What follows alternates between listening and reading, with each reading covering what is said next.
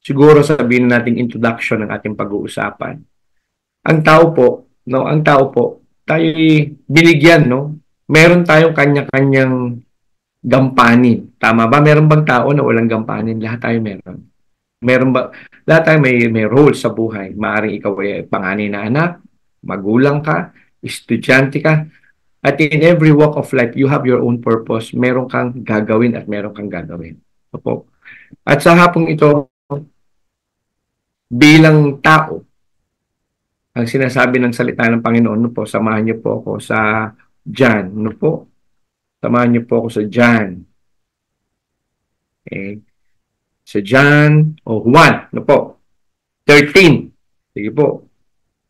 Ihandaan niyo po ang inyong mga Bible, ihandaan niyo po ang inyong mga ballpen. No po, tayo makikinig at mag-aaral, makikinig ng testimonya, mag-aaral po, matututo tayo sa hapong ito. No po. Amen?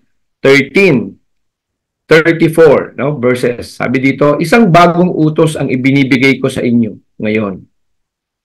Mga kapatid, sa lahat po ng nakikinig, mga kaabangers, mga kadeles, sa lahat ng nakikinig, ano po, tanggapin niyo po na ang Panginoon ang nangungusap sa inyo. Sabi po dito, isang bagong utos ang ibinibigay ko sa inyo. Ngayon, mag-ibigan kayo. Kung paano ko kayong inibig, gayon din naman, mag-ibigan kayo. Kung kayo'y mag-iibigan, makikilala ng lahat na kayo'y aking mga alagad o alagad ko. Sabi ng Panginoon, mapapatunayan mo na ikaw ay disciple ng Panginoon na tagasunod ng Panginoon o estudyante ng Panginoon kung ikaw ay natuto na po talagang magmahal. At sa anong paraan? Sa panahon natin ngayon na tayo nakakaranas ng gera, nakakaranas ng taghirap, nakakaranas ng maraming walang trabaho, ito po yung panahon, mga kapatid, na parang ayaw mo na mag-isip para sa ibang tao. Gusto mo na lang isipin yung sa sarili mo. Pastor, nagiging practical lang po ako. Pero alam niyo po, kapatid, kaibigan, mga minamahal, hindi po tayo mapupunta sa mundo o hindi po tayo kinreate upang mabuhay para sa sarili naman. Kaya napakaganda ng title natin ngayon. No po? Napakaganda ng title natin ngayong hapon. Kasi may tinuturo sa atin, may ibinabalik na pagtuturo ang Panginoon sa atin na nawawala na po sa panahon ngayon.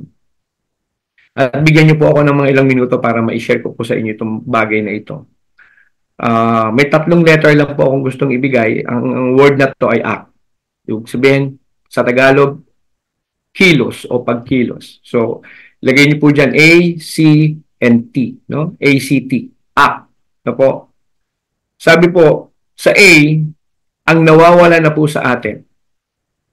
Sa panahon ngayon, di ba sabi ko kanina, halos ayaw mo nang isipin yung ibang tao. At totoo po yan. Kung mapapansin niyo po, nung araw, ang pamilya masayang nanonood sama-sama. Amen? Pero tingnan niyo po ngayon. Dahil sa mga natututunan natin, in our subconscious mind, hindi natin napapansin na ang mga technology dumarating sa ating buhay, tinuturuan tayong magsarili. Dati ang bata, nakikipagtawanan sa labas, nakikipaglaro sa labas, doon siya nakikipagtawanan. Ngayon, kahit nasa loob ng kwarto na tumatawa mag-isa. Bakit? Nawawala na po yung sinasabi nating competence niya sa socialization o pakikipagkapwa tao. Kung mapapansin niyo po, even sa school, no po, dati ang mga bata gustong-gusto ng extracurricular. Ngayon, mga bata ayaw na ng extracurricular. Ano ang extracurricular? Dagdag responsibilidad. Pero hindi naiisip ng mga bata, hindi natin naiisip, even in the workplace, na yung ating pag-extra mile, ito'y training upang ikaw ay maging matalas, upang ikaw ay maging matatag, upang ikaw ay maging prepared sa mga susunod mong hakbangin sa buhay. Ang nakikita lang natin palagi, yung nasa harapan natin. No po? So, una, accountable. Kailangan maging accountable po tayo. No po? Sa ating buhay, mga kapatid, hindi na tinatanong kung panganay ka, pangalawa, bunso ka. Pagdating sa usapin ng kaligtasan, may ibinigay ang Panginoon sa atin na dapat tayong lahat, tayong mga nakakilala na Nakikinig po ba tayo mga kaabangers? Tayo mga nakakilala na at may pananampalataya, may relasyon na sa ating Panginoong Hesus. Kailangan po, tayo po ay accountable. Ano ibig sabihin ng accountable? Meron na po tayong sariling pagkukusa na ibahagi ang salita ng Panginoon. Magkaroon tayo ng sariling spiritual na disiplina. Ano yun? Pagbabasa ng Biblia, pagpe-pray. Kanina nga po, napaalalahanan tayo ng ating pastor, mahal Pastor May, ng pagpe-pray. Ang pagpe-praise and worship ay hindi na dapat pinapaalala. Dapat po sa isang mananampalataya, normal na yan. Mga kapatid, these end days, sa panahon ngayon, we have to be aggressive in preaching the word of the Lord. Kung ang kalaban 24 hours kumikilos, kailangan tapatan natin yan. Gamitin natin ang technology to share the word, to preach the word. Hindi lang para ma-entertain ka at kainin ang oras mo na napapansin mong baliwala pala yung maghapon mo. Dahil nadaya ka sa paglalaro, sa panonood. Amen. Nawala yung accountability. So, ulitin ko po. Sabi, pamilya ko, mahal ko, ibabalik ko sa Panginoon. Paano mo ibabalik o ipapakilala ang Panginoon sa mga mahal mo sa buhay kung ikaw mismo wala ang pundasyon sa iyo? Wala yung accountability. Kaya walang accountability kasi wala naman talaga sa iyo yung word. So kailangan po natin, mga kapatid, upang ma-establish ang ating pananampalataya. Sabi sa Romans 10:17, ang pananampalataya daw po ay nabubuo sa pakikinig ng Panginoon, pakikinig ng salita ng Panginoon. No? Faith cometh by hearing, and hearing by the word of God. Amen? So yun ang una, maging accountable ka. Magkaroon ka ng initiative, usang palo, magkaroon ka ng malasakit pagmamahal, na ang yung mga nasa palibot sa'yo, nakapaligid sa'yo, mga kaibigan mo, kaopisina mo, mahal mo sa buhay, nanay at tatay mo, kapatid mo, nilagay natin sa puso natin na, Lord, gusto kong madala ang mga ito pabalik sa iyo. Turuan mo ako, palakasin mo ako sa spirito at katotohanan. Yan po ang maging panalangin natin sa araw-araw. Na everyday huwag kang papayag. Huwag kang papayag na hindi mo po mabigkas, maihayag ang salita ng Panginoon para ang mga kaluluwang nawawala, ang mga taong ito na lito ay makarinig at makatanggap sa Kanya. And there should be accountability in our heart. Maging accountable ka, kapatid. Sabihin niyo po sa bawat isa. Sa kayo pong mga nandyan sa FB Live, sabihin niyo po, I am accountable. Sige nga po, pakilagay niyo po. I-declare niyo po dyan sa ating comment box, I am accountable. Ako, no? Ako ay may pananagutan. At ang pananagutan natin, ihag na salita ng Panginoon upang mga taong ito na wala pang relasyon sa Panginoon ay makakilala at makatanggap sa Kanya. Pangalawa, commitment. Sabi natin, doon sa Matthew 5:34, samahan niyo po ako. Matthew 5:34, sige po. Bilisan lang po natin. Matthew, no? Mateo, 5:34. Sabi dito, ngunit sinasabi ko sa inyo, huwag na kayong manunumpa kapag kayo'y nangangako. Huwag niyong sabihing saksi ko ang langit sapagkat ito'y trono ng Diyos. O kaya'y saksi ko ang lupa sapagkat ito'y kanyang tungtungan. Huwag din niyong sasabihing saksi ko ang Jerusalem sapagkat ito'y lungsod ng dakilang hari. So in short, mga kapatid, ang sinasabi dito, too much, no? Tigilan na natin yung sobrang pangangako. It's about time to work. It's about time to do the work. It's about time to take action. Kaya po yung ating acronym sa hapong ito is ACT. Accountable, commitment, transform. Act. Paano mo ma-maintain yung commitment? Papasimplihin lang po natin. Ano sabi? Huwag ka na mangangako. Gawin mo na lang. Ha? At kung sakali mang ikay pinapangako, mangako ka at sabi mo sa puso mo gagawin ko to. No? Prepare your mind for action, sabi sa 1 Peter 1:13. Ihanda mo ang iyong isipan sa pagkilos. Kung ang bagay na yan, kahit narinig mo, kahit napakaganda ng verse, pero hindi mo naman inihahayag at walang nasasagip, walang nasasave, walang nakakatanggap sa salita ng Panginoon, baliwala. Sabi, Pag ginawa mo isang bagay at walang pag-ibig, para ka lang daw isang symbols na maingay. At hindi po tayo ganun. Tayong mga mananampalataya, tayong mga Kristiyano, tayo po'y may accountability at gusto po nating magawa ang iniuutos ng Panginoon sa atin. Kailangan po nating mag-commit na po. Let us commit ourselves sa ipinapagawa ng ating Panginoon. And last, T, transform. Yung una, you have to be accountable, you have to be committed, and pangatlo, transform. No? Sabi sa Romans 12 verse 2, no? Huwag daw po tayong tumulad sa mundo. Do not conform to the world, but be ye transformed. Bulitin ko po, do not conform to the world. Huwag kang makikiayon sa mundo. But be ye transformed by the renewing of your mind. Amen? No? Sige nga po, basahin natin para mas maganda po. Sa Tagalog natin basahin. Sige po. Romans 12, verses 2. No po? Roma. No po? 12:2. Huwag kayong makiayon sa takbo ng mundong ito. Ano ang takbo ng mundong ito? Babaang moralidad? Ano ang takbuhan ng mundong ito? Ha? Bumababa ang paggalang sa magulang. Ano ang takbuhan ng mundong ito? Ha? Walang pagtitiyaga sa lahat ng gagawin. Gusto nila palaging quick fix. Ha? Gusto lahat hingi lang. Lahat hingi. Ayaw ng labor. At marami sa atin, we want the glory of the cross. We want the glory of God, but we don't want to go through the cross. Ayaw natin ng labor. Gusto lang natin yung gloria ng Panginoon. Punta tayo sa bahay. Ang gusto lang natin, reward bilang anak, benepisyo bilang anak, pero ayaw nating gampanan ang responsibilidad at obligasyon ng anak sa pamamahay.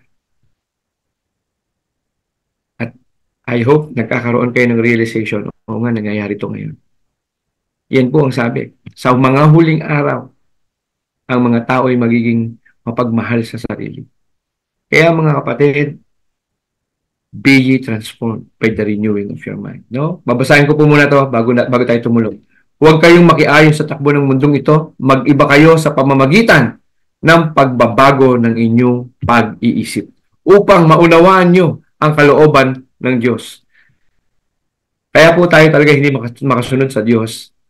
Ayaw pa natin kunin, tanggapin sa ating buhay ang kanyang mga salita. Kung ano ang mabuti, kalugod-lugod at ganap na kalooban niya. Yan ang salita ng Panginoon sa apang ito, mga kapatid. No po? Recap ko lang. A, accountable. Maging accountable ka. Huwag kang palaging naninisi. Kasi siya, hindi. Bantayan mo ang sarili mo. Palakasin mo ang sarili mo sa salita ng Panginoon, sa Espiritu at katotohanan. Ikaw ang responsable sa iyong paglago.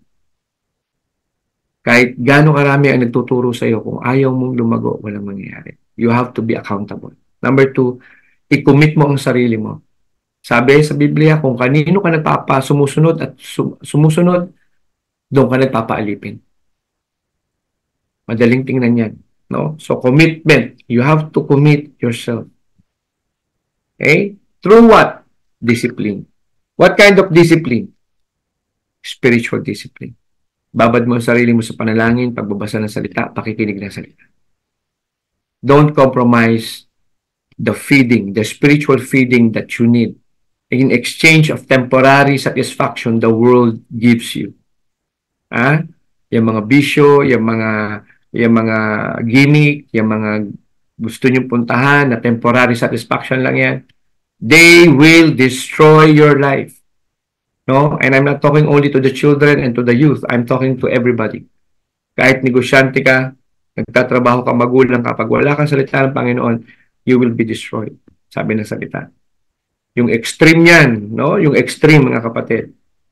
Pag palagi ka ng pinagsasabihan at ayaw mo nang makinig, sabi sa Proverbs 29 verse 1, you will experience sudden destruction without remedy.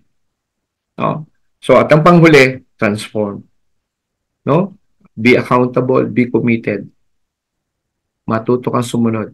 and the Lord, the glory of the Lord, the grace of the Lord will transform you. Amen? So ngayon mga kapatid, no? Yung ating topic, no po, no? Yung ating topic na pamilya ko, mahal ko. Paano mo mapapatunayan na mahal mo talaga ang iyong pamilya? Nandun sa bandang huli. Kung totoong mahal mo ang iyong pamilya, ilalapit mo siya kay Kristo. Wala nang iba. Full stop. No po? Hindi ang material na bagay ang magpapatunay na mahal mo ang iyong pamilya. Kasama yan, kalakip yan, kailangan natin yan. Pero nais ko pong maunawaan nyo na hindi po sapat ang provision ng tao upang ang tao ay mapaayos at maligtas. Kailangan niya po, the only provision God gave to people o to man, the only provision, no? At sino yun? Ang ating Panginoong Hesukristo. Siya ang provision ng ating Diyos Ama upang ang iyong buhay mapanumbalik ang relasyon sa Diyos Ama through Jesus Christ. Sabi niya sa John 14:6, I am the way, the life, and the truth. No one cometh to the Father except through me. So mga kapatid, sa hapong ito, na po, hayaan niyo po ako, na po, ipakilala ang ating guest, no? Sa hapong ito. Okay? So, again, ang ating title ay Pamilya ko, mahal ko, ilalapit ko kay Kristo. Ladies and gentlemen, mga ka-DLS, mga ka-abangers, mga kaibigan, let's all welcome na po ang ating guest sa hapong ito, Pastor Erickson Ramirez Tech. Pastor, magandang hapon po.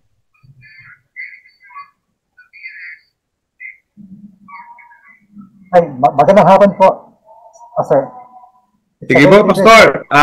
Baka po mayroon kayong mga gustong batiin. Ano po?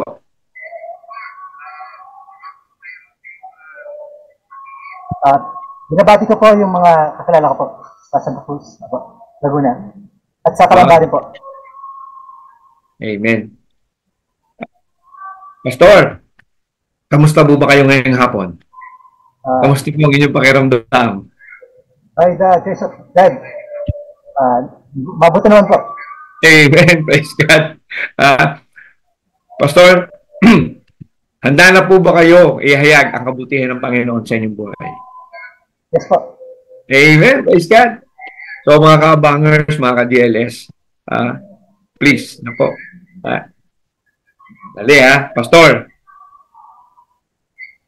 Bati lang tayo ng konti para relax po muna kayo. No po. Saglit lang po para ma-welcome lang po natin. Okay. Sige po. For just Flor Delisa, Ate Flor, welcome po. Ate Leia, Ate Carolina Isai, Ate Rose Socias, no? Blessed afternoon, no? Sino pa po? Si Kuya Rizal, Dana Rizal, wow! Jason, Pastor Jason from Levites of Christ sa Batangas po. Okay? Kenny Dagistonan from the Hub of Christ, Iligan. Yan, Pastor, nakikita niyo po. Mga nakikinig po sa atin. Tayo po yung napapakinggan from Melbourne, Australia, from North, from South, from West to East. No po.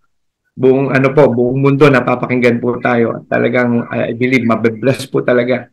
Sister Sally from General Trias. Oh, by the way, nasa Parañaque na nga pala ito sila. Okay. And then, siyempre, ang aking classmate, Sister Jonalyn Ka, welcome po kayong lahat. No po. Patuloy po tayo mag-tag, mag-share no po, sa ating pong mga kaibigan at mahal sa buhay. Amen. So, I believe, Pastor, handang-handa na po kayo na ihayag ang inyong testimony sa hapong ito. Sige po, Pastor. Para po tayo makilala ng ating pong mga tagapakinig, ano po, pwede niyo po bang kwento po muna, sabihin po muna sa amin sino po ang inyong mga magulang at kapatid at saan po kayo lumaki?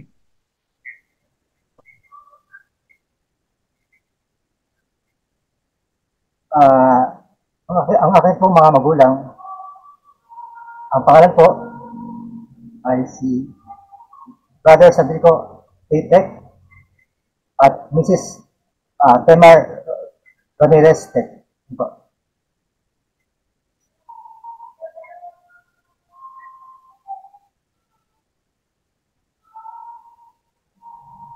At ang aking kapatid lang po ay si Sister Sunshine Tech Cortez.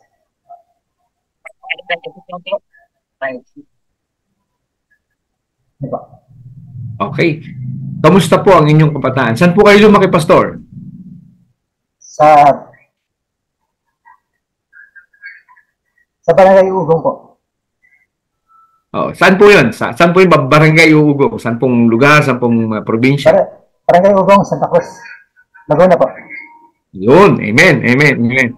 At, Pastor, kamusta naman po ang inyong kabataan? Paano po ba kayo pinalaki ng inyong mga magulang? Una po, ano po ba ang kabuhayan ng inyong pong tatay at nanay? Yun po.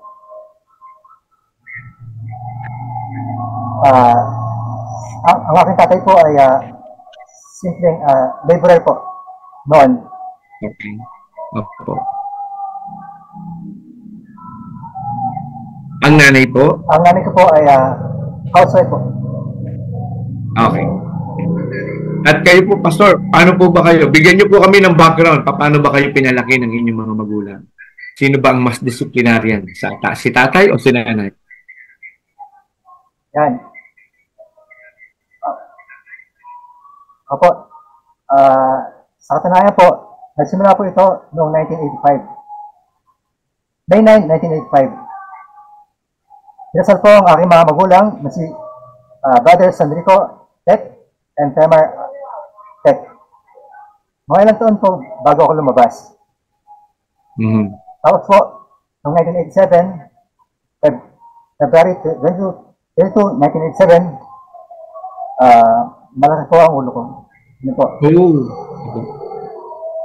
At noong 1988 to 1989, umuwi po ang nanay ko sa probinsya ng Masbate, sa Bisaya, at binigyan rin po ako doon. Mm-hmm. At noong 1990, March 27, 1990, nag-Sister Sunshine Tech ay ipinanganak. At yun po ang natatandaan ko na pinakalumang huling memory ko sa aking pagkabata. Mm-hmm. Nasaksihan ko po ang panganak sa bahay ng nanay ko habang nagtatrabaho sa labor construction ang tatay ko. Dalawa lang po kaming magkapatid. Amen. Po. 1991.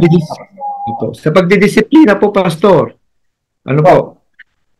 Paano po kayo dinidisiplina ng inyong mga magulang? Yun po. Lumaki po ako sa palo ng nanay ko po. Kaya lang, ang tatay po ay hindi po namamalo. At pasaway at kapag may umiyak na bata sa aming lugar, ako po ang may kagawan. Oh, bakit? Bakit po kayo? Bakit po? Anong ginagawa niyo sa mga bata?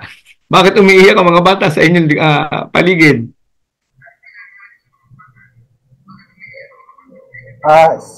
Sinusuntok po kapag nangasar po. Ilan taon po kayo nito, Pastor?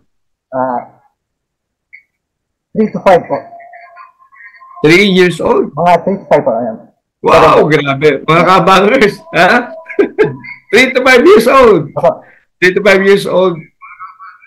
Ngayon lang po yata ako nakarinig ng ganito, Pastor. 3 to 5 years old ay bully na. Ano na? Basag uleri na. Ika nga, ano? Nangaaway.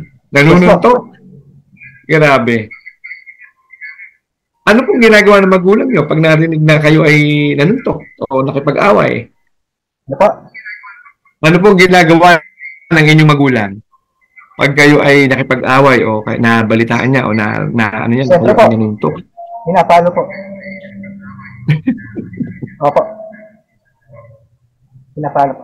Ano pinapapalo sa inyo, Pastor? Ano ba ang usong pamalo nun? Bulis tambo at yung kayakas po. Saka, Sige, para uyo po, uyo. malaman po ng ating mga kababayan, no? Ng ating mga Uyo. ka-DLS at ka-abangers. Ano po ba yung kayakas, Pastor? Yung kayakas, ano po ba yung kayakas? Yung pong dahon ng niyog po. Yan yung dahon ng Palapa po, palapa. palapa. So imagine niyo na lang mga ka-abangers ha. Yung alam niyo po yung natuto yung dahon ng Saka, niyog.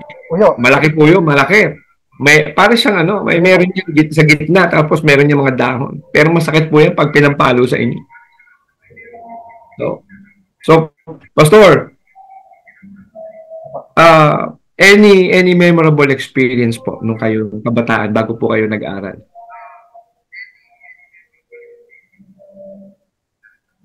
Meron po ba kayong hindi makakalimutan na experience sa inyong kabataan? Noon pong,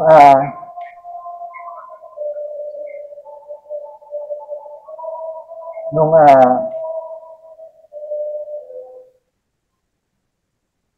1995 po, grade, 1991 po. 1991 po. Nagtatakbuhan po kami. Tapos, may nanghabol po sa akin. Tapos, nadapa po ako. At yun po, nagka-bukal po ako dito. Yun po. Sobrang laki po, talaga. Ako. At naalala ko yun, dati pag nagkakabukol ka, anong nilalagay? Piso ba? O yelo? Yelo pa, yelo. Yelo, di ba? So, yan ang inyong kabataan. Opo. Siguro po para mas maunawaan po kayo ng ating mga manonood. No po. Mga ka-abangers, mga DLS, makinig po kayo. Napapansin niyo po siguro si Pastor na medyo nahihirapan po siya magsalita. Amen. Opo. Para mamaya po, ano niyo po mamaya, maunawaan niyo po. Nagkaroon po siya ng isang sakit po. At itong sakit ay naapektuhan ng kanyang pagsasalita. Kaya mapapansin niyo po, medyo nahihirapan po siya magsalita ngayon. But bear with us and know the testimony of our guest this afternoon. Amen? Sige po. Pastor, kamusta naman po ang inyong elementary days? Yung inyo pong buhay elementarya. Kayo po ba ay studious na bata? O kayo po ba ay energetic? Playful po ba kayo? Ano po bang klaseng estudyante si Pastor Eric nung kanyang elementary days? Opo.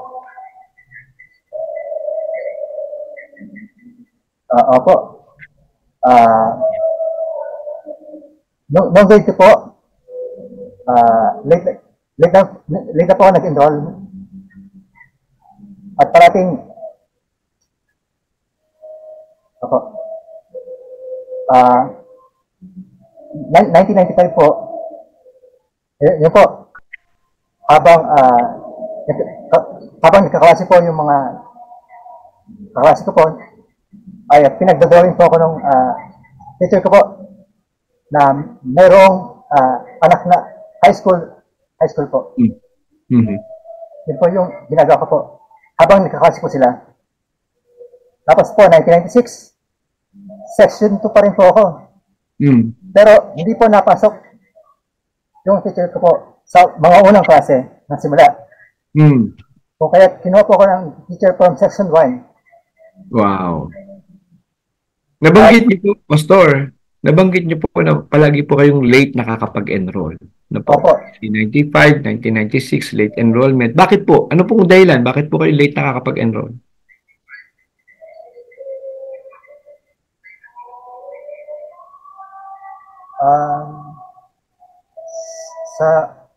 Siguro po, sa kakulungan na rin po ng budget. Oo. Opo.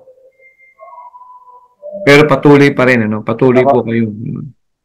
Sige po, continue po. Ano po yung nangyari noong 1996? Opo. Yan po. Yun nga po, 1996, from section 2 to section 1. At yun nga po, nagsimula na po ako ang aking first district poster making contest. Wow! District po. Yun nga. Opo. Meron pala kayong talent sa ipinta. Opo. Amen. Aside from painting, kayo po ba ay isang energetic na bata nung kayo elementary? Lumalaro po ba kayo sa mga athletics?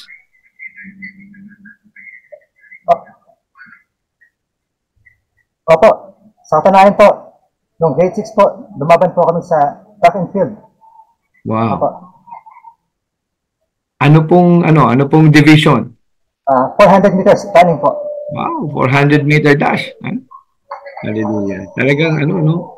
Ngayon, Pastor, yung elementary nyo, masasabi nyo po ba na kayo ay satisfied sa inyong kabataan ng elementary?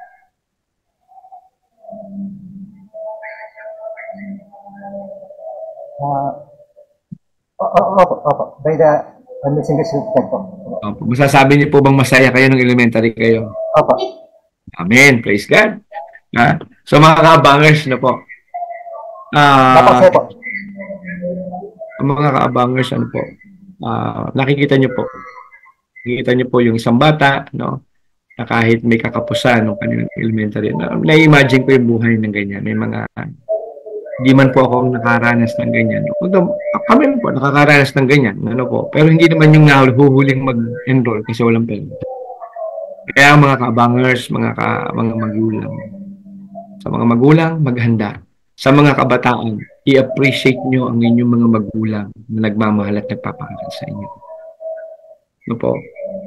Your parents may not be perfect, but your parents are the people God sent to give you the blessing of your life. Walang ibang binigyan ang Diyos ng otoridad ng pagpapala kundi ang ating magulang.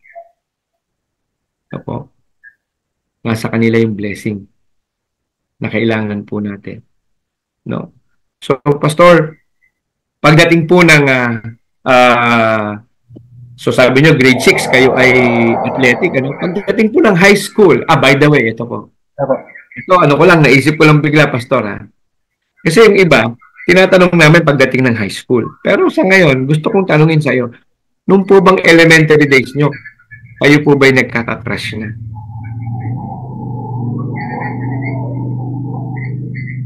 Umahanga na po ba kayo nung elementary? Opo. Sa katunayan po, hindi pa lang po ay may crush na po ako. Ano po? Ano pakiulit po? Ano? Sa katunayan po, nung kinder pa lang po. Kinder? Opo. Napakagaling na bata mo. Kinder, may crush ka na? Opo. O sige, sa mga kaabangers at mga nakakarinig. Sige nga po, mag-share din po kayo. Kayo po ba, kailan kayo nagka-crush? Matindi itong si Pastor. Ngayon ko lang narinig. Ngayon ko lang po narinig na ang bata ay elementary, may crush na. Usually, elementary, pataas. Ito, kinder eh. Kinder, may crush si Pastor. Pastor, pwede mo bang, bigyan mo lang kami ng background. Ano ginagawa mo pag may crush ka? Malalaman ba nung crush mo na crush mo siya?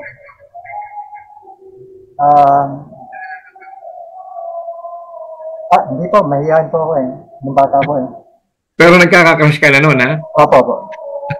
Hallelujah. Okay. So, ayan mga kaabangers, kakaiba po ito. At ito ay laking probinsya, ha? Laking Laguna ito. No? Pastor, kayo lumaki ng Uugong, tama po ba? Uugong sa Tacos, Laguna. Opo. Okay.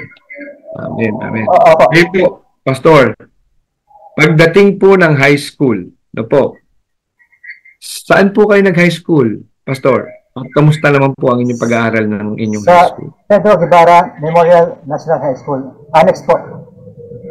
Annex. Yan yung nandito sa complex, sa Bubukal. Okay. Mga kaabangers, alam ko pinag-ano ng Panginoon ito. Kababayan ko po ito. Ako taga Santa Cruz, Laguna rin. Kaya minsan, yung pong binabanggit niya, familiar po.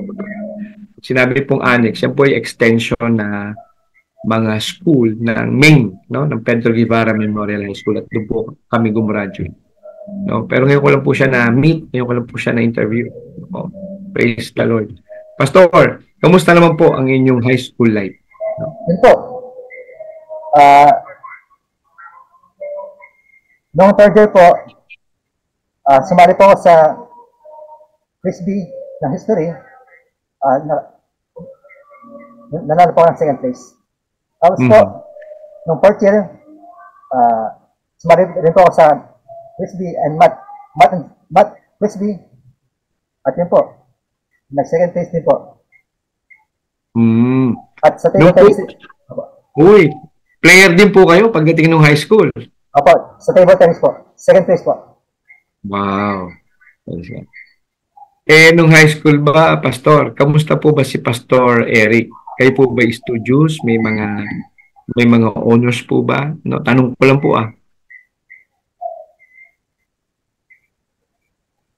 May mga award po kayo? Yun po. Yun pong award ko po na nakuha ng fourth year. Second place, Frisbee School. At second place, Math Frisbee po. Wow. Masama rin, lumalaban din kayo ng Frisbee. I think nabanggit niya rin po yan na elementary, nagku-Frisbee rin po kayo, di po ba? Opo. Wow, grabe. Pero Pastor, tanong ko lang po, para magkaroon din ng background yung ating pong mga tagapakinig. Nito po bang panahon na ito, meron na po kayong nararamdaman sa inyong ulo?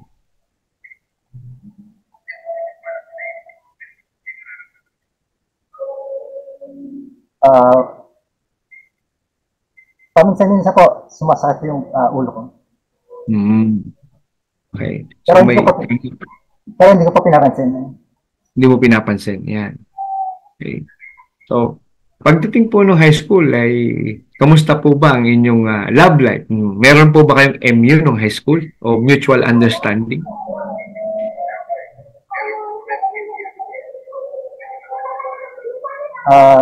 Wala po. Pero, marami pong sabi po ng mga klase ko, nagkakakas po sila sa akin. Pero never po ako nagka-girlfriend nung nag-aaral po ako. Hanggang college, never po. Ito mga ka-abangers na po. Ang galing naman. Bakit po hindi kayo nagka-crush nung high school? Nung kinder pa lang may crush na po kayo. Ano pong meron nung high school?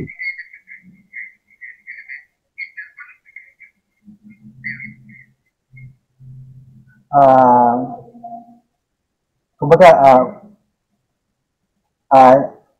nagka-crush po man ako pero wala akong budget pan dito. Amen. Totoo yan Kaya ng issue ng mga estudyante. No? We're blessed kasi honest si Pastor. Totoo yan Siyempre, nung ikaw nag-aaral sa kukuha ng pang-date, tama yan. Yan yung practical mind. No? Hindi yung puro lakas ng loob, gagastusin mo yung budget, yung allowance sa pag-date tapos hingi ka ulit ng baon sa magulang. Ito yung tamang estudyante. Alam niya, ano ang limitasyon niya. Amen po ba mga kapatid? Ganyan po dapat. Alam natin anong limitasyon natin bilang estudyante, bilang may trabaho. Sa may trabaho, Pastor, i-relate ko lang Sa mga may trabaho, no po, we're spending much more than we earn. Through what? Using our credit cards. And that's an abuse. When we say abuse, it's an abnormal use. Ulitin ko po. When you are spending so much, lampas doon sa iyong kinikita, through your credit cards, maybe you can say na, Pastor, akin na po yan, ako na po ba? Yeah, but what I'm telling is, kailangan po magkaroon ng kaayusan yung ating finances. Paglampas na sa ating kinikita at ginagamit natin ang ating mga credit card, hindi na po yan normal use. Yan po ay abuse o abnormal use. Ganun din sa mga kabataan. Marami sa kabataan, malakas ang loob makipag-date. Tama po ba, Pastor Eric? Buti si Pastor Eric, sinasabi niya na talagang kaya ayoko mag-girlfriend, ayoko manligaw kasi wala akong pang-date. So, Pastor, ibig po bang sabihin na bilang isang estudyante, nakafocus po kayo sa pag-aaral ng time na yan?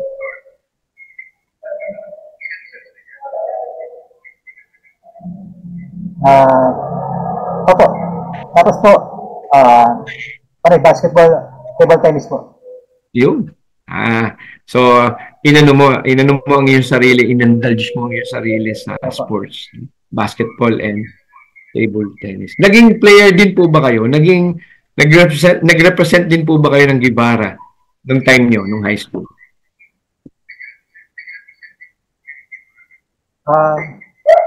Sa school lamang po ako.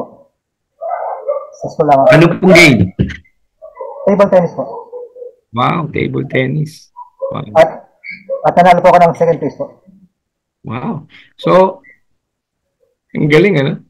So, ngayon, Pastor, yung high school nyo po, talagang uulitin ko, ha? Wala kayong ka-MU. Pero sabi ng mga klase mo, maraming nagkakagusto sa'yo. Tama po ba yan?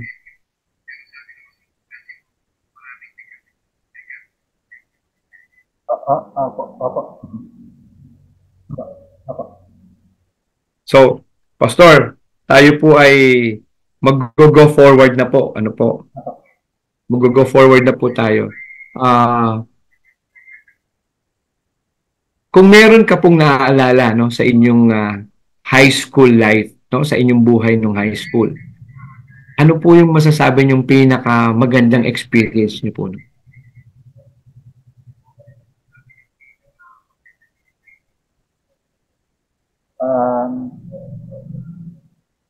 Noong nanalo po ako sa quiz dito. Sa Math and Science quiz. Ngayon po yung naging daan para kuhanin ko po yung civil engineering course po. Oh, okay. So, yan na yung ano, no? Yan na yung sabihin na nating naging way, no po. Nung po ba kayo gagraduate ng high school, alam niyo na po ba ang gusto niyong course? O ika nga yung kukunin niyo sa inyong kolehiyo? Opo. Engineering po. Engineering talaga. Amen. So ngayon, ano na po tayo? Punta na po tayo sa inyong college. Ano po? Yung pong inyong college, Pastor, ay saan po kayo nag-college? Sa LSPU po. Santa Cruz. LSPU Santa Cruz po. Yan po ay Laguna State Polytechnic University. Ano po kinuha niyo po dito sa Laguna sa LSPU? Ano po? Ano pong inyong course sa LSPU? BSc po, Bachelor of Science in Civil Engineering po. Amen. Grabe ha, talagang ngayon, Pastor, pagdating ng college life, siguro kung i-compare nyo sa inyong high school life, ano po ang malaking kaibahan sa buhay ng nasa kolehiyo at sa buhay ng nasa high school? Sa inyong experience, Pastor?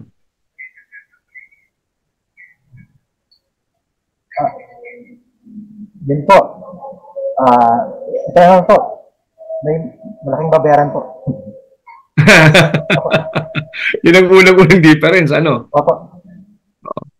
Iba yung bayarin, no? Opo. Ano pa po? Opo. Kaya po, noong 2004, kumuha po ng scholar. Top scholar of Laguna po. Tapos, SPES, Summer Job for Employment of Student. Yes, oo. Ano po yan? SPES, ano? SPES, ano po? SPES, opo. Summer yan program po yung nagwo-work kayo? Pastor, yan po ba yung nagwo-work ang mga estudyante? Opo. Opo. Habang nagpo-put po, buwan-buwan ng new po sa amin po. Sa 7 hectares po. Tenant po kami doon. Tenant kayo doon sa lupang yan. Ano po yung pinagkakakitaan niyo po dyan sa lupang yan? Opo. Opo. Ano po yung binabanggit niyo po kanina? Na, tenant po. ano pong ginagawa ng inyong tatay dyan sa tenant? Dyan sa 7 hectares? Binabantayan po. Okay. So kayong katiwala po pala. Yan, katiwala dyan sa inyong... Yung ninong ko po, ang katiwala po. Okay. So, Pastor, nung kayo ay high school, no, CECE, no? Sorry, BS Civil Engineering pala ang course nyo. No? Madali po ba yung course?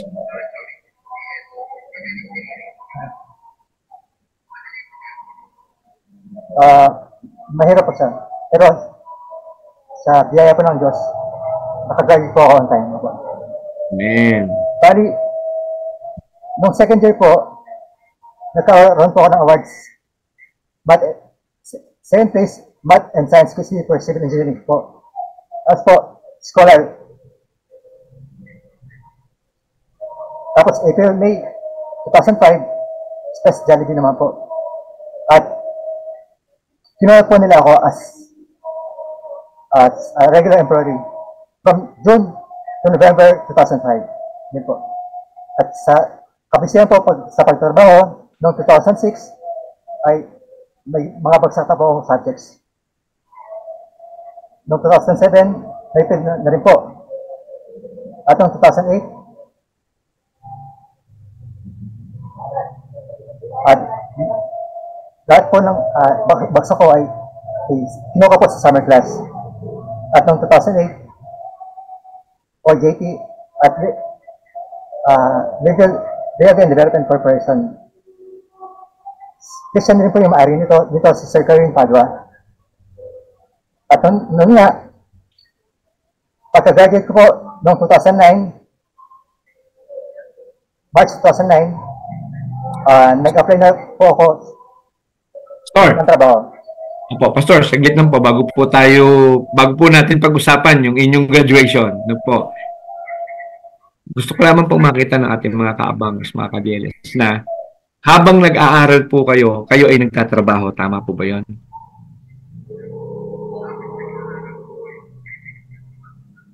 Opo. Mm-hmm.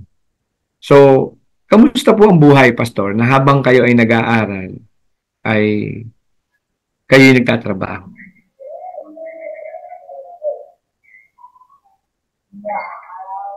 Opo. Mahirap po. Dati. Mm-hmm. So, Pastor, yung po bang pagtatrabaho nyo na apektuhan yung inyong pag-aaral? Ilang taon po nyong kinuha o tinapos ang Bachelor of Science in Civil Engineering? 5 years po yung... Yeah. 5 years po yung Civil Engineering po. Mm-hmm. Tapos po, kada may bagsak po ako, kinukuha ko po sa summer. Halimbawa po, failed po ng third year, kinukuha po ng summer. Fourth year, kinukuha po ng summer. Hanggang sa fifth year, papasado na po lahat. Praise God. Amen. Nakagraduate naman po one time. Nakagraduate. Nadaan sa tiyaga. Ha? Yes po, habang may katrabaho po. Amen. So mga kaabangers, mga DLS, no? We can do things in order for us to pursue our dreams. No? Hindi lang yung politics. Hindi po ba? No po. Ano po masasabi niyo, Pastor? No po. Na kahit po kayo ay sabihin nating ang inyo pong naging buhay ay sabihin nating siyempre po kung maalwan naman ang inyong magulang, hindi niyo naman kailangan mag-work, di po ba? Pero dahil hinihingi ng pagkakataon na kayo magtrabaho habang nag-aaral, ano pong masasabi niyo sa mga estudyante natin ngayon upang mapahalagahan yung ganito mga oportunidad sa kanilang buhay? That they don't have to work but to study only. Kayo po, ano pong pwede niyong encouragement na sabihin sa kanila o paalala?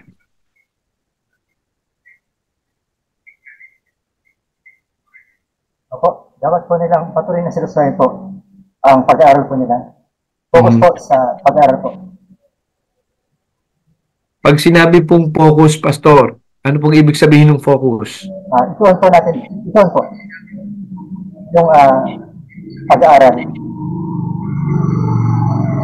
Ibig bang sabihin, anything o anumang bagay na makakaapekto sa pag-aaral, kailangan tigilan nila. Tama po ba?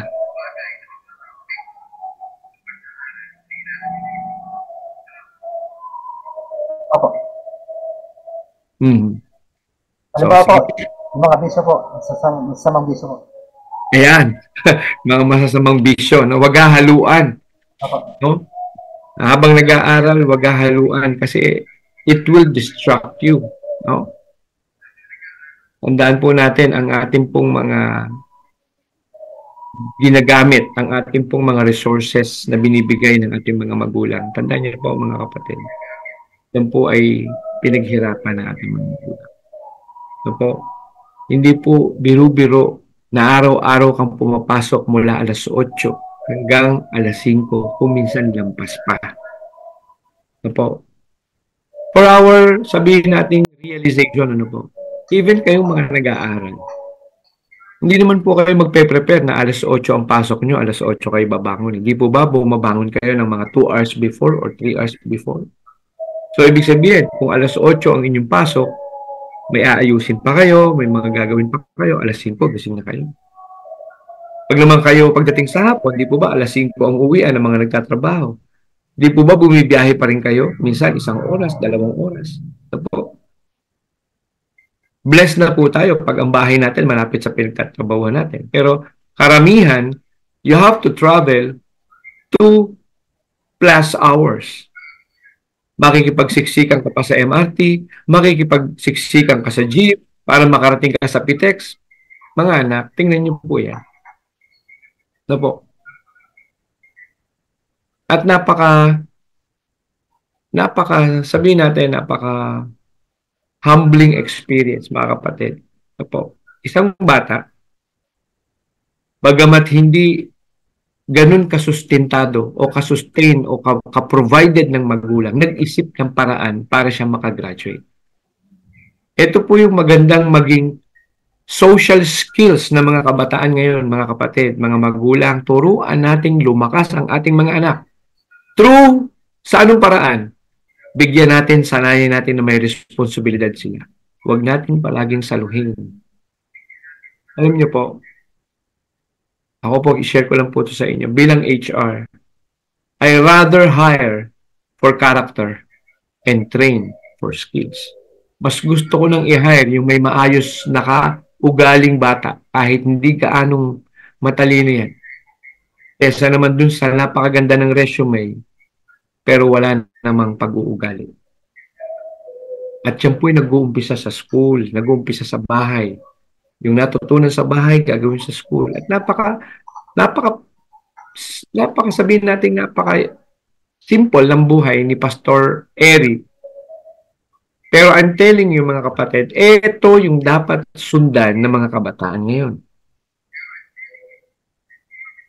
Na kapag may kakulangan ang parents, hindi sinisisi, tinutulungan.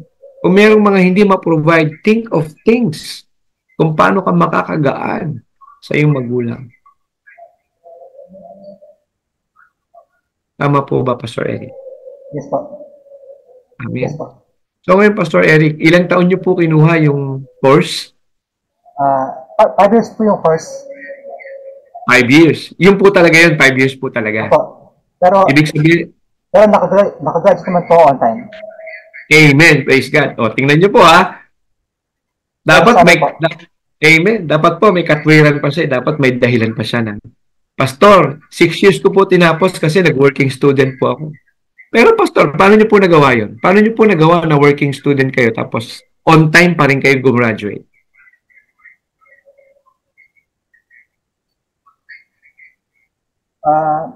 Halimbawa po, noong 2007 po, bumagsak po ako. Kinukuha ko po yun ng summer.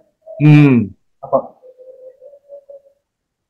Tapos po, noong 2008, bumagsak na rin po. Kinukuha ko yun ng summer.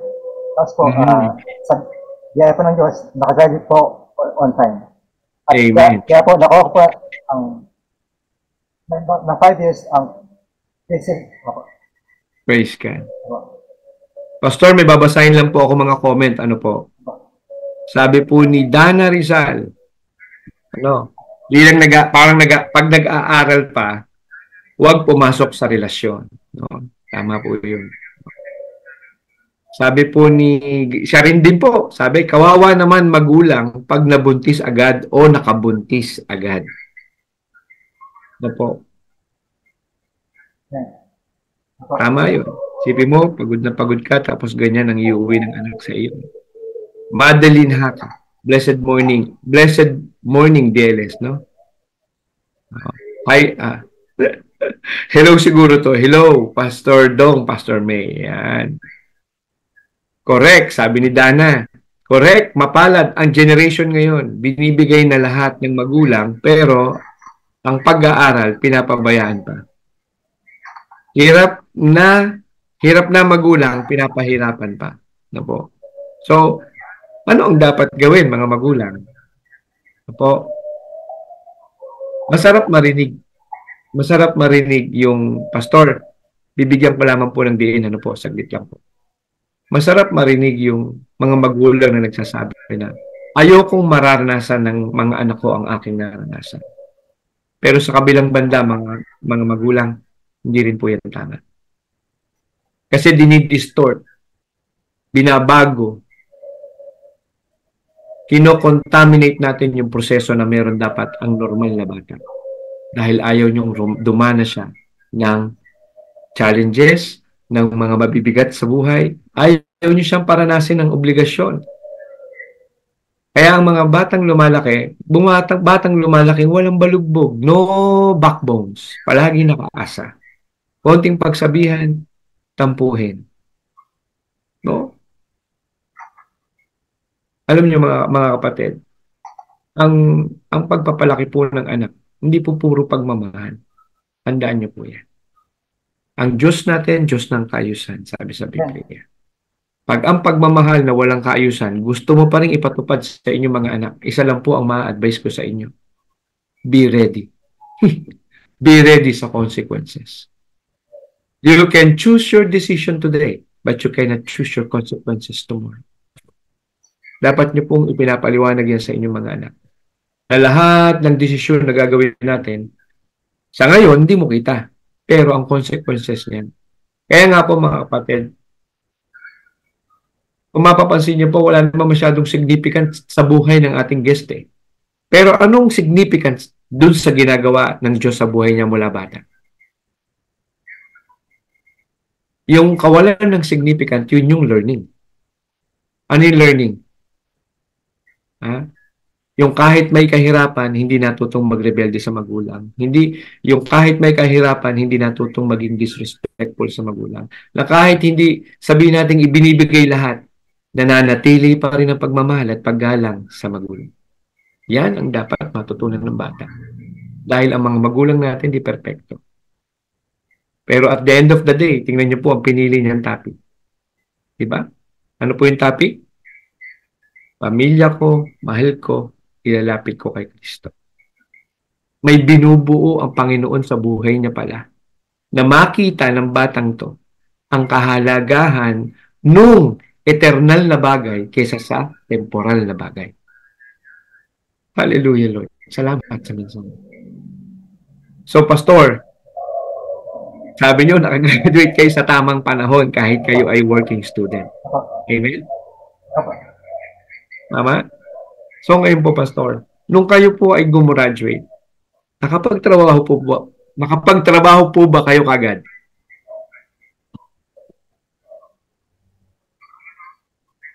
Opo. Hindi po ako ng Lincoln Realty Development Corporation from April to November po. 2009 po. Tapos po, nung pag-take ko po ng exam, nabisi ko sa work at review, kaya po bumagsak po ako. So, in short, hindi po kayo nakapasa sa board exam ng isang civil engineer. Pero ano pong ginawa niyo? Pero, by the amazing grace of God po,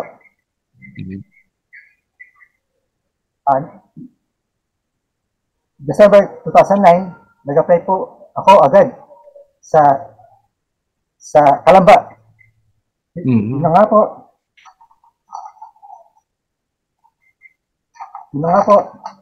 Doon ko po nakilala ang babaeng nagdala po sa akin sa tunay na Panginoon last 2007. Hindi na po ako sinagot hanggat hindi po ako nailalapit sa tunay na Panginoon.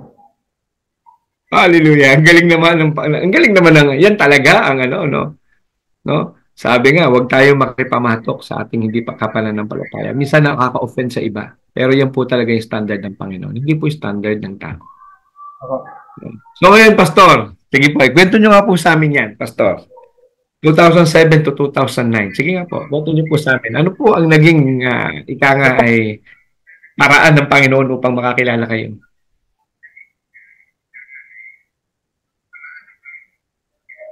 Yun po, encounter po sa Panginoon. Opo. Noong 2011, February, nagpakita na po ako sa babaeng nagdala po sa akin sa tunay na Panginoon.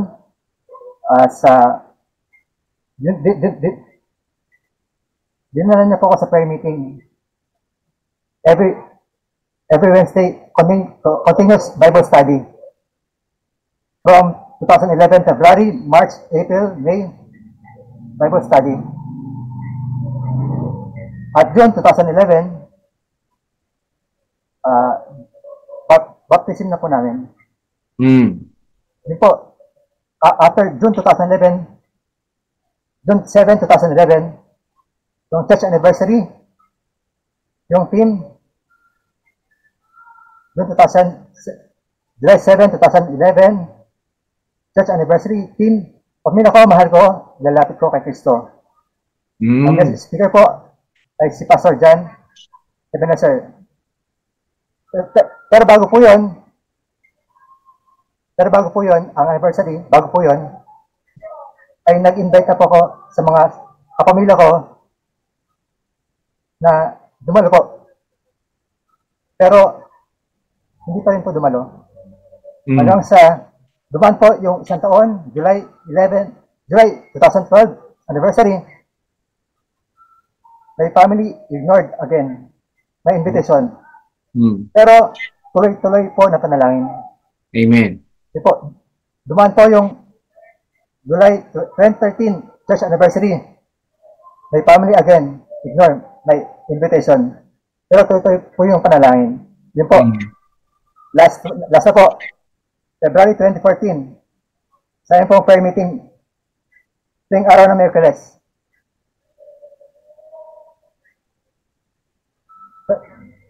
February 2014 po yun. Kung saan, nagpaunawa po ang aming Pastor Rene de Repente sa biyaya po ng ating Diyos sa buhay na kung sino raw po ang gustong makakay sa Panginoon ay isulat lamang po ang pangalan. Saan po yung apat na pinsan ko ay agad isinulat ko po sa personal prayer slip form. At yun po ay sama-samang ipapanalangin ng buong church regularly. Yun na nga po, ako lang po ang church member sa Jerem Church Calamba. Na ako po ay taga Santos. More than 1.5 po ang biyahe sa layo. Yun po. Ito po. Maganda po ito. Mabilis lang po. Noong May 2014, sa aking company na Linville Realty Development Corporation, Christian din po yung may-ari nito, na si Sir Karen B. Padua, ay nagbigay po ng malaking major bonus noong May 2014. Nasa talamboy ko po, ay hindi ko pa po natatanggap. First time ko naman po matanggap. Amen. Praise God. At hindi po talaga ako nagbibigay ng tithes regularly sa Panginoon. May 2014 po yun. Kung kaya, para malaman ko ang resulta, ginawan ko po ng duplicate. Isang kopya para sa akin at isang kopya para sa tithes envelope. Yun po. Yun nga po ang katapusan. Yan. Yun nga po ang katapusan ng May 2014 ay ibinalik ko po ang buong ang para sa Panginoon. Ang ikaw po. Amen. Sabi nga po sa Malakas chapter 3 verse 10, sabihin ninyo ng bumbo ang inyong mga ikaw po sa pong bahagi sa tahanan ng Diyos upang matugan ang pangailangan sa aking tahanan. Subukan niyo ako sa bagay nito kung ito buksan ang bintana ng langit at ibusan niyo ang masaganang pagpala. Yun po. Sa Amazing Grace of God po, July 7, 2014, sa aming 10 years anniversary, bago ang araw ng 10 years anniversary by Amazing Grace of God, sa tulong ng walang patid na panalangin, magmula pa noong 2011, ay meron na pong dumalo ang kapatid ko po. Amen. Answered prayer ka na, Pastor. Opo. At ang huling July 20, opo, July 20, 2014, ang mensahe po ng Diyos na ipinawa sa aming pastor sa Sunday Divine Worship ay Marcos chapter 10, verse 46 to 52. Kumbaga, be honest, careful, and humble. Yun po, ang binabalik-balikan ko, kopong guide ng Panginoon sa tuwing nakaramdam po ako ng inis. Muli po, epekto na rin po siguro ng napakaraming gamot na ininom ko po noon. Yun po. July 21, 2014. Ito po, July 21, 2014. Malapit na po matapos. By the amazing grace of God, Lunes po yun, 6 a.m. Kaya gising ko lang po at nagpunta po ako agad sa terrace, sa labas. Sinabi po ito ng mga kasamaan ko sa bahay. At hindi ko po alam. Ang sunod na pangyayari, na-stroke na po wala ako. Kung kaya agad dinala sa malapit na ospital. At kanilang naobserbahan ng mga doktor doon na wala na po pag-asa. Malapit na po mawala kasi sa nakitang nilang scan. Ito po, marami pong pumatak na luha. Ako lang po ay walang kamalay-malay sa mga pangyayari. Natutulog lamang po at hindi ko po naramdaman ang kahit isang pain. Hindi ko naramdaman ang kahit isang pain sa masaganang biyaya at pag-ibig ng Diyos. At hindi po sumuko ang family ko. At hindi po sumuko ang family ko po. Pamilya ko, mahal ko, ilalapit ko kay Kristo. At agad dinala po ako sa San Pablo, sa isang hospital. Ngunit wala pa rin pong development. Hanggang sa dinala po ako sa isang public hospital sa Manila. Doon po, tumagal po. At ngunit wala pong development. At sa masaganang biyaya po ng Lord, na mayroon pong isang payaw na doktor, ang aking boss, sa LRDC, kasi Sir Karen Palwa. Sa tulong ng kanyang bayaw na doktor, ay nakating po ako sa UST Manila, isang private hospital. At doon po, mayroon pong 8 doctors expert na sa brain aneurysm. After some laboratory tests and procedures, ay agad natukoy na nila ang sanhi ng stroke ko. Yun po, AVM disease po pala, or excess of gut since birth, or gut since birth congenital. Kaya nagsagawa pa sila agad ng open brain sculls operation. Ito po, nag-cut po dito sa, ito po, may peklat po yan. Isang dilo po. Yan, mga ganyan po. At inalis po yung abnormal na veins since birth. At base po sa mga doctors analysis, ay hindi na raw po paulit itong aneurysm ko po. At siyempre po, lalong nag-improve raw ang memory ko compare noon. Dahil natanggal na raw ang abnormal veins since birth. Kaya po pala, bago ako ma-stroke mula sa pagkabata, ay paminsan-minsan sumasakit na po ang ulo ko. Isa na rin pong pangitain, yun, hindi normal ang laki ng ulo ko mula sa pagkabata. Base po sa mga resulta ng physical and intellectual certified by USTH, mas bumilis pa ang pag-iisip ko. Luminaw po. At yung body ko po, yung motor skills po, ay naapektuhan po. At napautay-utay na madadaan naman po sa patuloy na body therapy sa tamang paraan. At yun nga po, nalabas na po kami ng hospital. Pero bago po yun, papuri po sa Diyos at gumawa po ng paraan para makalabas po ako. Marami po ang nagkaloob ng financially. Ang boss ko ang ginamit at nagpaabot ng malaking tulong financially, lalo na po sa prayers, kasama ang kanyang asawa. Talagang maraming ginamit ang Panginoon, kasama ang mga kakilala sa government, mga kamag-anak at kaklase. Ito po, ka-churchmate na kapamilya sa Panginoon Diyos. Dahil inabot po ako ng bill, kulang-kulang po, 2 million po. Wow. 2 million pesos po. Kasama na po ang mga lahat ng nagastos. At promissory note po sa aking tatay at kapatid para makalabas na ako ng hospital. Maulugan tayo tayo sa natirang balanse. Yun nga po. Dahil sa hindi po ako nung nakalabas po ako ng hospital, hindi na po ako pinasakay sa wheelchair. Hindi po ako nakakalakad doon.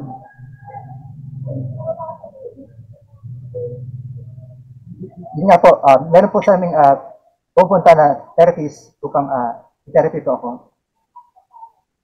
Noong December 2014, yun nga po, Christmas party at Calamba from Santa Cruz. Opo. Dumanan na po ang aking family sa Christmas party dahil sa masaganang biyaya po ng ating Panginoon. Lupang kailangan ko po ng alalay sa akin kung kaya't kasama ko po ang dumalo ang aking family. Yun po.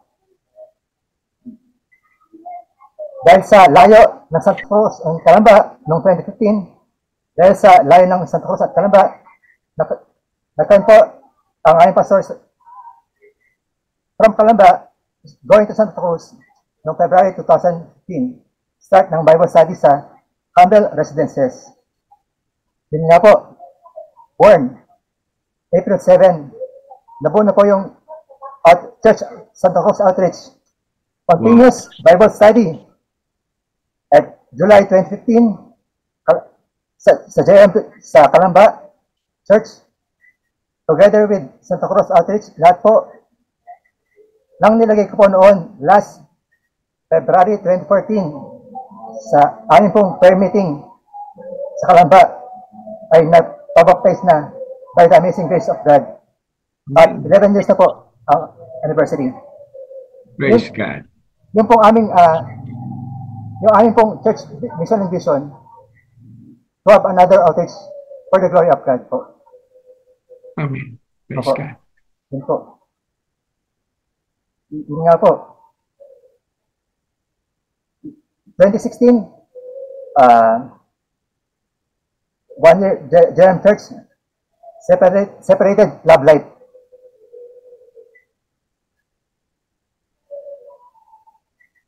Nalungkot po ako nun. Pero, sa biyaya po ng ating kasabay, hindi po ako lumuha. Pero, June 2016, I decided to go the Bible school. Pastor. Opo. Opo. Nais ko lamang pong i-clear po. Yung sinasabi niyo pong separated, ano po yun? Kayo po ba yung mag-asawa na noon? Boyfriend pa lang? Paano po? Hindi. Magkasintahan po. Ano po? Magkasintahan po. Okay. Opo. Yan po. Magkasintahan po. Opo. Tapos nung, yun nga po, sa biyaya po ng ating Diyos sa buhay, nilis po sa akin ang love life. Pero,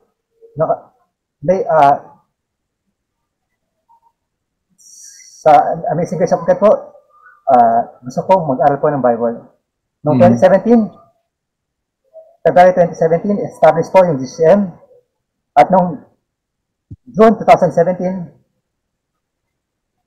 ay pumasok po ako sa isang Bible school. Pero, panay English po ang salita. Tagalog po ako. Sanay po ako sa Tagalog. Mhm.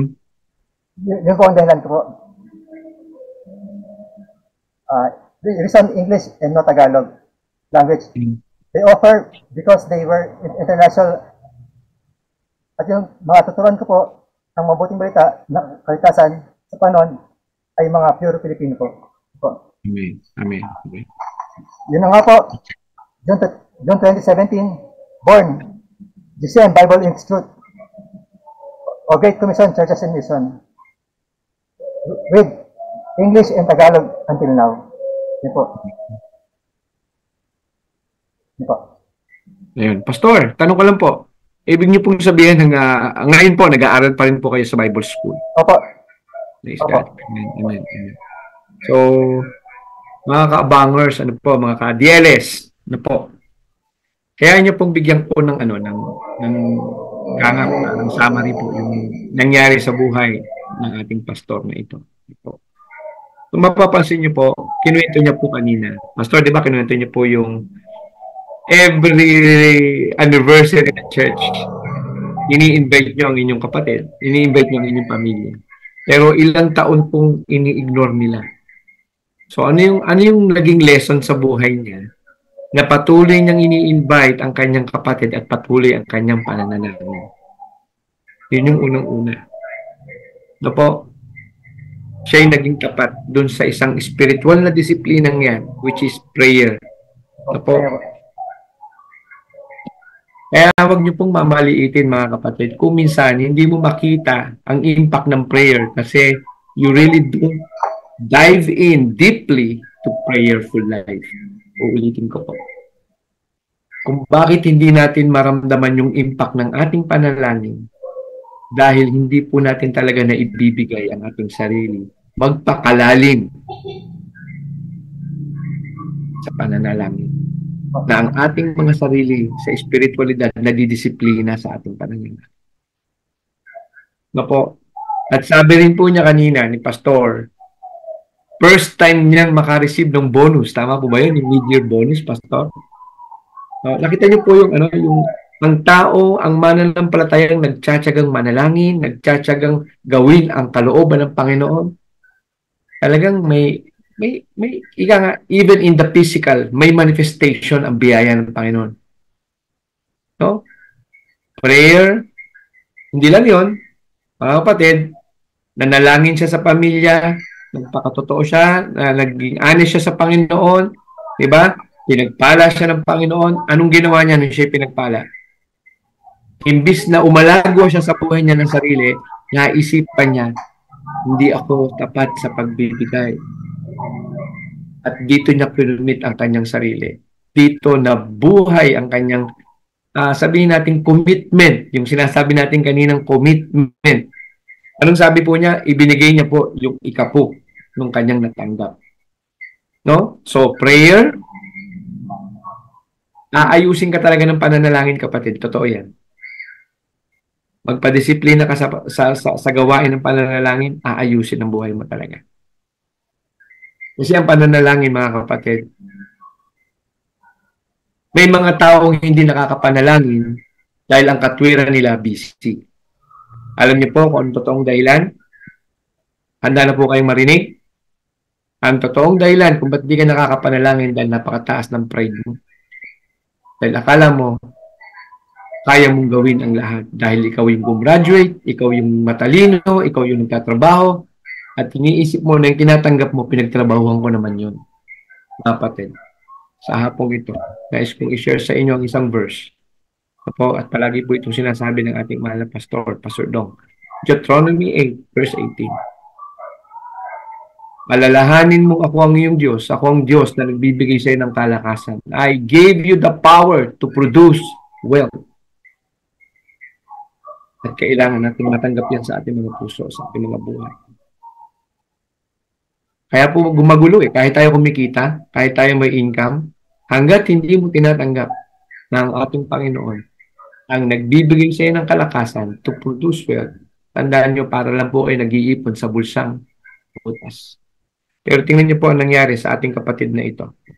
Anong naging ani niya? Una, Harvest, yung kapatid niya sumama after how many years na ini-ignore sila. In-orchestrate, lumabas yung dati niya sakit. Di ba? Nalala niyo yung lumpo? Sabi, bakit kaya nalumpo yan? Dahil ba siya may kasalanan o magulang niya? Anong sagot? Upang mahayag ang kaluwalhatian ng Diyos. The same with our guest today. Nagkaroon siya ng parang tumor na alis. Nung naalis ang tumor, akala mo curse dahil nagkaroon siya ng tumor sa utak. Yung pala yun ang gagamitin ng Diyos upang madala niya ang kanyang pamilya makarating doon sa anniversary. Ako niyo po. Yung harvest niya, brother niya, family niya. Sabi ng doktor, low chance. Low chance na mababa na ang chance para mabuhay siya. Pero yung salita ng Panginoon ay mas makapangyarihan. Yung plano ng Panginoon ay mas makapangyarihan. Diba? Sa Proverbs 19:21, marami kang inilalagay sa puso mo at marami kang pinaplano sa puso mo. Pero ang kalooban ng Diyos ang masusunod. At natupad yon sa buhay ni Pastor Ed. Ang kalooban ng Panginoon na siya'y magamit, mabuhay, madala ang pamilya niya, magamit ng Panginoon. Mga kapatid, alam niyo po,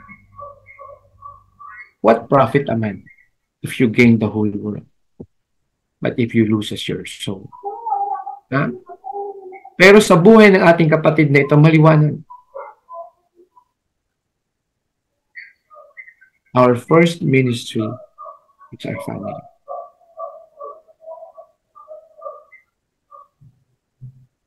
Amen? Amen po. Nakakatuwa po. No? And then, ano sabi niyo po? Tama po ba? Umabot ng 2 milyon. Ano po, di po ba? Pero tingnan niyo pa mga kapatid, ang Diyos. Kulang po.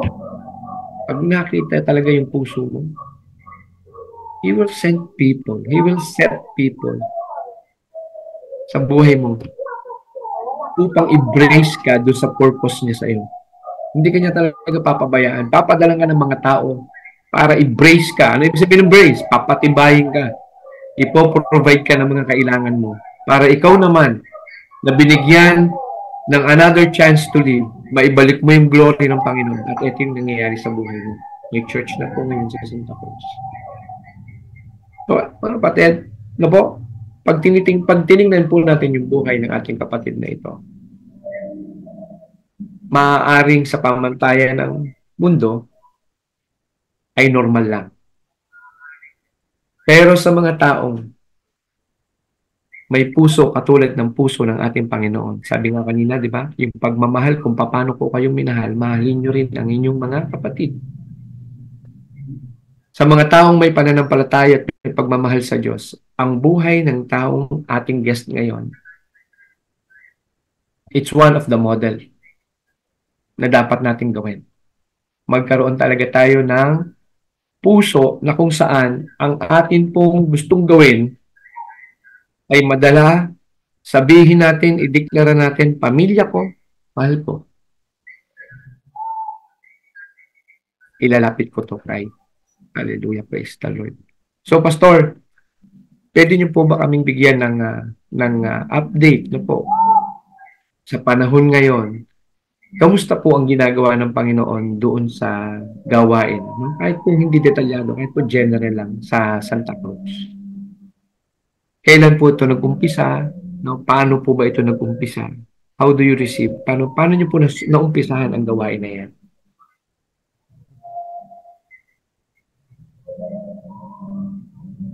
Po, noong 2019,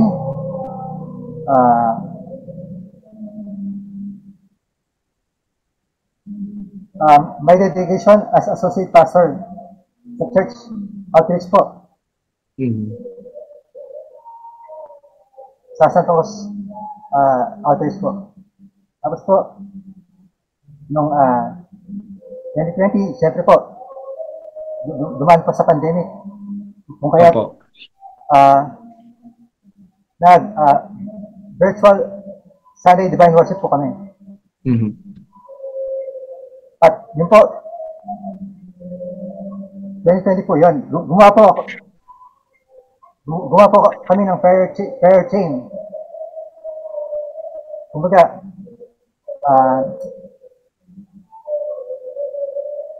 isusulat niyo po yung prayer focus niyo po sa prayer chain. Tapos lahat po ng membro ng church ay ipapanalangin po yun.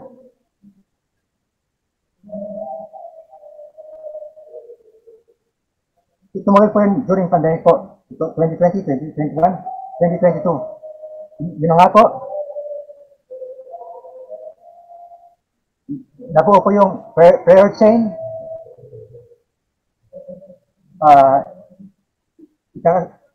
Ikakasal na po kasi ako. May plano po ako doon. May plano po kaming magpasal.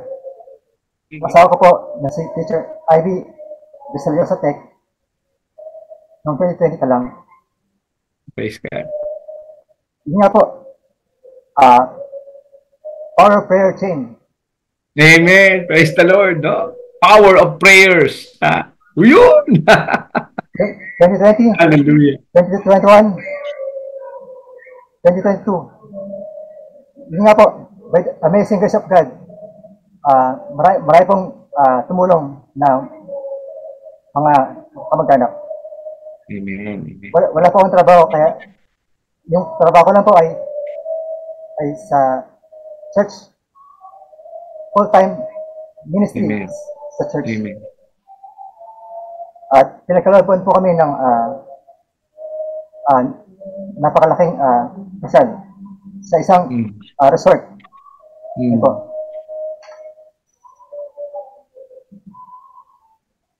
At patuloy pa rin po ako nagsasagawa ng prayer chain kahit tigil na po yung sa church namin. Ang ginagawa ko po sa araw sa isang linggong ay amazing grace of our Lord Jesus Christ.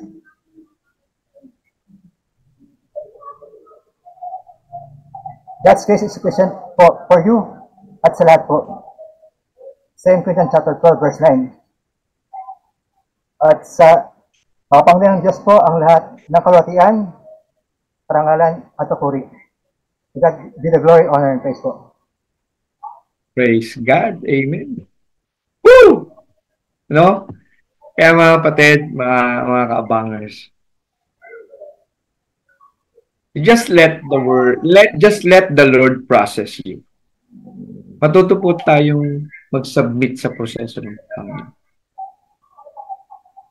At doon mo mauunawaan na hindi po ang yaman talaga. Side benefits lang yun. Sabi nga po, it will follow. No? Pero ang unang dapat nating gawin talaga is that we seek. Ano po? Hanapin natin, seek the kingdom of God and His righteousness, ang kanyang katwiran. Minsan, ang paggamit ng katwiran ng ating Panginoon, kamangmangan sa mundo. Hindi pala minsan palagi. May trabaho ka, tatanggal ka sa trabaho, tapos mag-full time ka, ano papakain mo sa pamilya mo? Pero yan po talaga yung sukatan pag ikaw ay talagang kinausap ng Panginoon.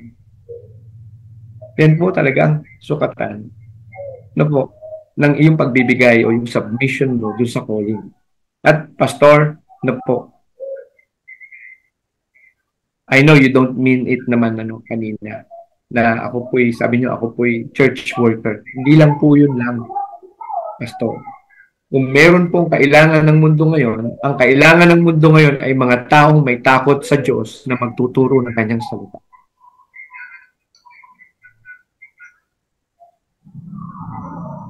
Amen? Amen po. Dahil ang tao po ay papuntang kapahamakan dahil sa sobrang pagkalango, pagkalasing sa kanilang mga pangarap ng mga makamundo, mga temporaring bagay. Hindi ko po sinasabing masama yan. Pero ang sinasabi ko po sa inyo, kung what profits a man if he gain the whole world and loses his soul?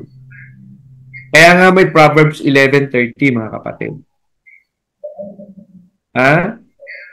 Those who win souls are wise.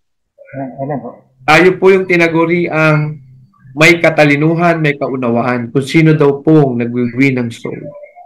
Sino ang nagsasalita dyan sa kalye? Sino yung nag-share dyan sa loob ng jeepney? Sino yung naglalakas ng loob magtayo ng Bible study group sa kanilang mga opisina? These people are wise. Pero I'm challenging you all Christians. Diniklaim mo Kristiyano ka pero tahimik ka sa iyong work of assignment.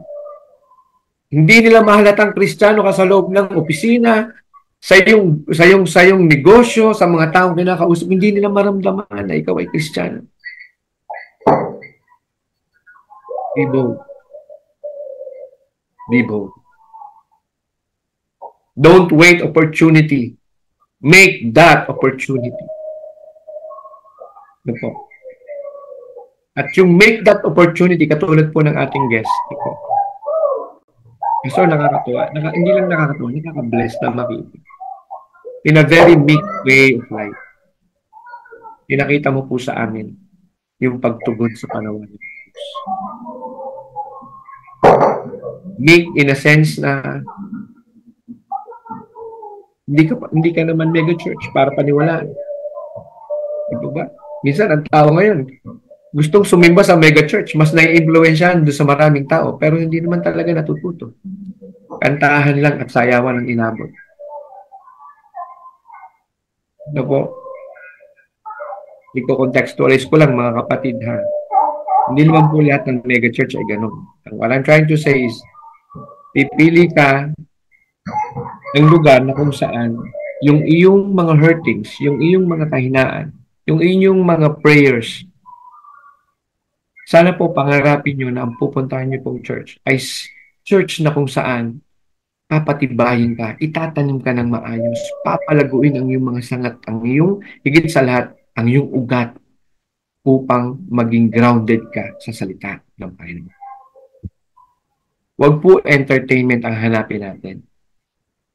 But we cannot disregard the influence of number. Palaging sinasabi ng ating mga pastor. Alam naman natin, ngayon, gusto niyo pong marating natin yung influence of number? Let's work together. Together we're strong. No po? Let's work together. Together we are strong. Sa bandang ito, mga kapatid, nakita niyo po, mula pagkabata ni Pastor Eric, may dala-dala pala, may itinanim doon. Ano po? Na nung natuklasan ay nung nag-collapse na lang siya at the age of 27 years old. Dahil ba may kasalanan siya o kanyang magulang? O dahil yun ang takdang panahon upang ipakita ng Panginoon ang kadakilahan niya sa buhay ng ating kapatid na ito.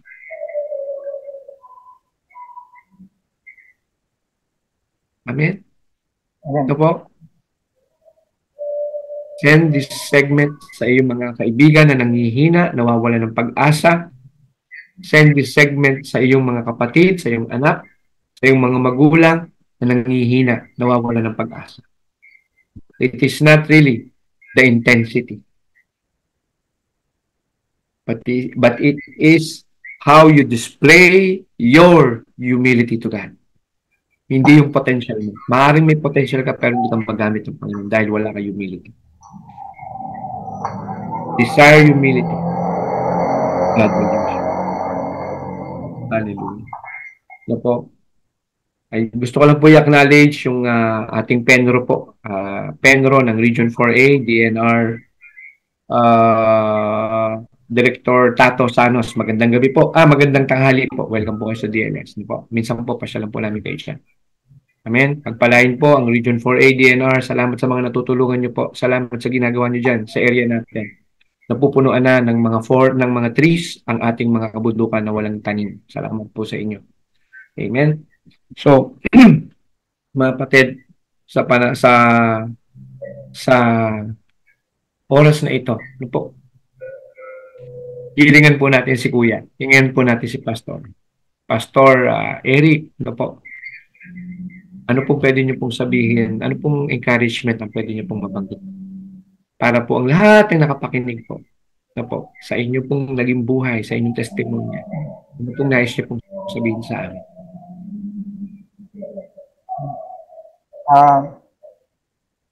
Ulitin ko po yung title. Sige po. Pamilya ko, mahal ko, lalapit ko kay Kristo. Sa po ng ating Panginoon, Jesus Kristo, 2,000 years ago, sa Mateo chapter 28, verse 18, 20. Verse 18, lumapit si Jesus at sinabi sa kanila, ibinigay sila sa akin ang lahat ng kapangyarihan sa langit at sa lupa. Kaya't umayo kayo, sa inyo lagay ko ang lahat ng ang mga tao sa lahat ng mga bansa. Bautismo sila sa pangalang Ama, at ang Anak, at ang Espiritu.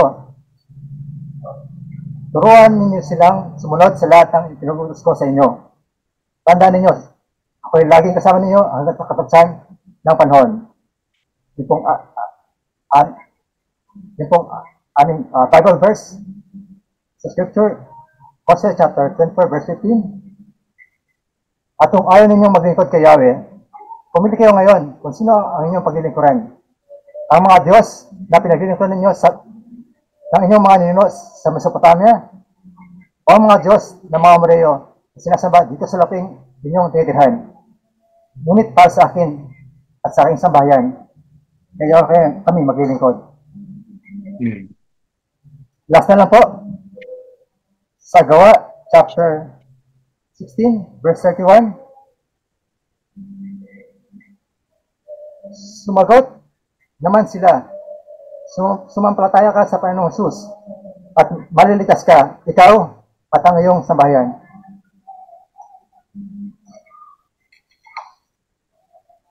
Sa makapangyarihang Diyos po, ang lahat ng kaluwalhatian, karangalan at papuri.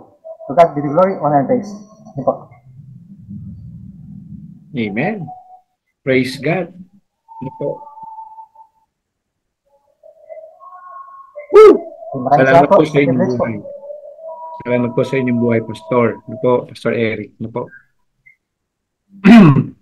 At sa ministeryo na ipinagkaloob po sa inyo ng Panginoon, despite of, ito po, sa sinasabi po na napakababa ng tsansa ng inyong pagkabuhay, ito po, despite of na kayo ay palaging huling mag-enroll nung kayo elementary dahil wala po kayong kakayanang magbayad, despite of na po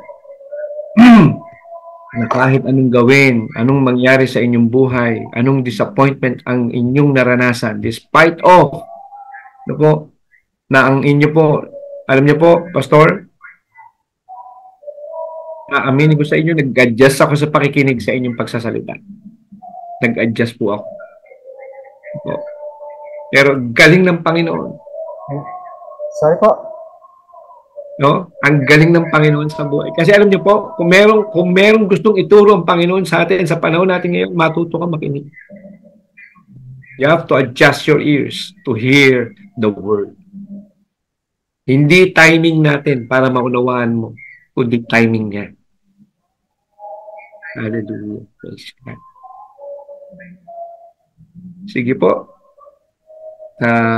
Dakong to, meron po ba tayong announcement? Yung pong para bukas po natin? Bago po tayo mag-pray. No po? Hallelujah. Bless na bless. No po? Itong mga pictures po ng inyong ministry, pwede po ba natin ipakita po ito? Yung pong may mga nagbabaptize, no? Yung pong yan po. Yan po ang kanyang ministry ngayon, no? Yan. Praise God. Ano? Hallelujah. Hindi po talaga lakas natin eh. Until such time you give yourself, no? Doon niya i-manifest yung glory niya sa buhay. Praise God. Salamat po at tech team. Salamat po sa mga inyong na-research. So, Pastor, sa punto po na ito, ano po, lang po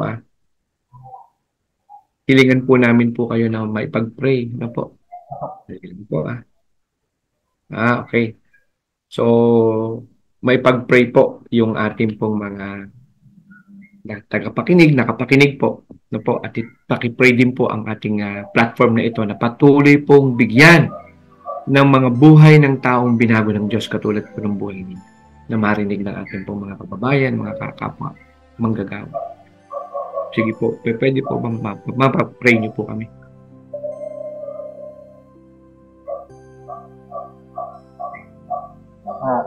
Opo. Sige po. Ang banal, Diyos na makapangyarihan sa lahat, Kayo po ay patuloy na patuloy at papasalamat sa inyo pong kadakilaan. Maraming salamat po sa host po na si Pastor Walter at sa pamunan po ng daily life sharing po. Tutuloy nga po na patuloy niyo pong pagpapalain po ang mga bobo po ng daily life sharing po at malaking influensya po sa mga tagapakinig sa bansang Pilipinas at maging sa ibang bansa. Patuloy niyo pong silang pagpapalain po ang mga barangay. Sa ilan po ang lahat ng friend at salamat sa dakilang makapangyayang pangalan po ng aming Panginoong Hesus. Amen. Amen and amen and amen. Muli po mga ka-abangers, ka-DLS, salamat po sa inyong pakikinig, salamat po sa inyong oras, and Pastor Eric, salamat po sa inyong buhay. Pagpalain pa po kayo at ang inyong ministry at ang buong pamilya niyo ng ating Panginoon. Amen. At sa ating pong lahat, bukas muli magsama-sama po tayo. Ang ating pong segment bukas ay preaching. Ano po? Walang iba kundi ang ating pastor from Levites of Christ. Ano po? Pastor Jason Hernandez. Bukas po. Be prepared. Ibigay natin yung oras natin. Ang topic po bukas, a strong finish. Paano ka ba nag-umpisa? Malakas ka ba nag-umpisa? Malakas ka rin bang nagtapos? Yan ang ating pag-uusapan bukas. Ano po? Lahat po tayo ay ma-excite sa ituturo ng Panginoon. Bukas, 2:00 with Pastor Jason Hernandez. Sa ngalan ng Panginoon, sa ngalan po ng ating platform sa Daily Life Sharing at sa ating pong senior pastors, Pastor Dong and Pastor May. Ito po si Pastor Walter, nag-iwan sa inyo ng kapayapaan, kapanatagan na nanggagaling sa ating Panginoon Jesucristo. Amen and amen and amen. Pastor, salamat po.